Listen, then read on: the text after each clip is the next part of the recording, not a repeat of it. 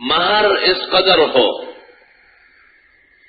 کہ لڑکا آسانی سے ادا کر سکے، اور اتنا کم نہ ہو کہ بی بی صاحبہ کی بے ادبی اور توہین ہو۔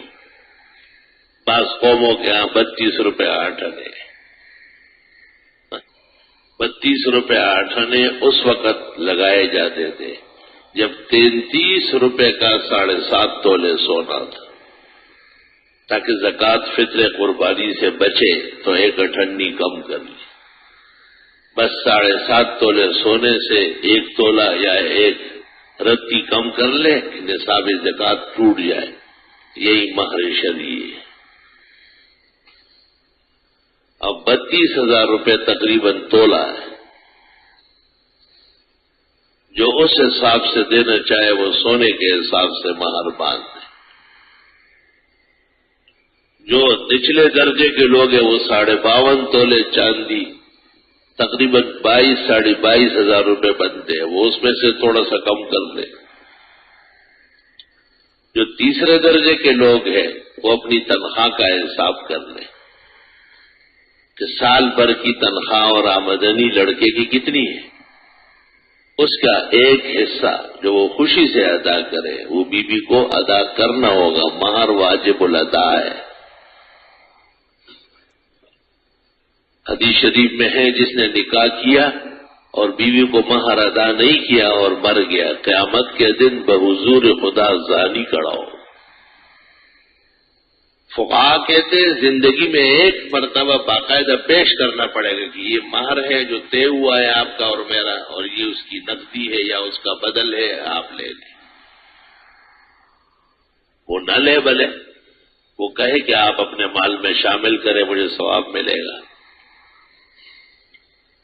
لیکن ہے واجب الادا۔ اور اچھی طرح کان کھول کے سنیں کہ مفروضہ نہیں ہے۔ اس لیے جو فارم پہ لکھتے ہیں نا مؤجل، تو علماء لکھتے ہیں یہ بیکار بات ہے، یہ تو طلاق یا مرنے کے بعد لے گی۔ مہر تو عین کے ساتھ مؤجل ہونا چاہیے کہ جب وہ چاہے مطالبہ کرے، شام کو کہے صبح ادا ہو جائے، تعجیل کے ساتھ۔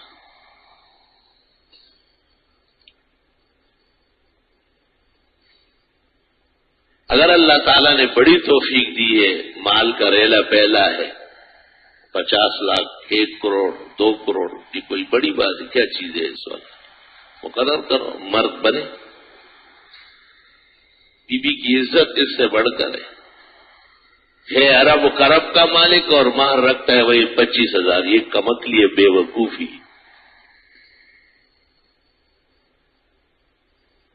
میں ایک نکاح پڑھا رہا تھا، بڑے علماء موجود تھے، تو وہ لڑکا بڑا حیران کن سا تھا۔ اس نے مجھے کہا ایسا مہر جس پہ آپ خوش ہو وہ دینا چاہتا ہوں۔ میں نے کہا مہر تو نے دینا ہے، بی بی نے لینا ہے، میرا کام تو نکاح کرنا، آپ ہمارے مذہبی بزرگ ہیں، آپ کی سرپرستی میں ہم رہنا چاہتے ہیں۔ میں نے کہا کتنے پیسے ہوں گے؟ کیا ہوں گے؟ 100 کروڑ ہوں گے۔ میں نے کہا 20 کروڑ کا مہر بات۔ مولوی سب وہ 32 روپے 8 آنے میں پلے پڑے گا۔ میں نے کہا پورا مہر ادا کرو اور لگاؤ تاکہ علماء کو پتہ چل جائے مسئلے کا۔ انہوں نے 75% لوگوں کو 32 روپے 8 آنے میں ڈبویا ہے۔ اس نے لکھ دیا۔ اس کے والد اور بھائی آئے اور انہوں نے کہا اگر اجازت ہو تو 25 کر دیں۔ میں نے کہا 30 کر دیں۔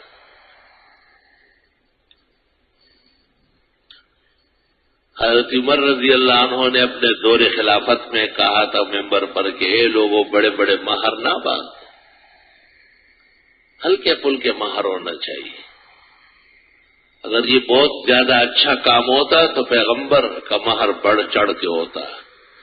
آپ کا اتنا تھا اور فاطمہ الزہرا کا اتنا تھا۔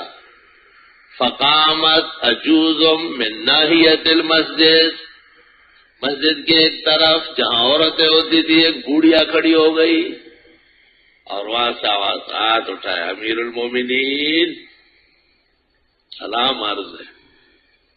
حضرت عمر جی بی بی، اور فرمایا امیر المومنین قرآن مجید پڑھایا، وَآتَيْتُمْ إِحْدَاهُنَّ قِنْطَارًا، کیسے پابندیاں لگاتے ہو؟ سونے کا ایک ڈھیر مہر میں دے سکتے ہو، سونے کا ڈھیر 20 کلو کو بھی کہتے ہو، 10 کلو کو بھی کہتے ہو، 1 کلو بھی لگاؤ تب بھی کام ہو جائے۔ سونے کا ڈھیر قرآن کہتا ہے۔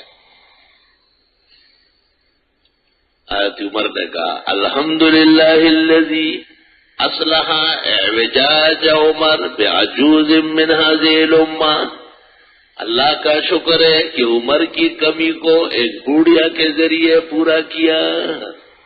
اعلان کیا ہاں بھائی جن کی توفیق ہے وہ بڑھ چڑھ کے دے سکتے آیت میں۔ لا الہ، یہ عمر ہے کان وقافا لکتاب اللہ، بخاری کتاب التفسیر میں ہے، عمر آیت سن لیتے تھے وہ رک جاتے۔ جی بتائیے۔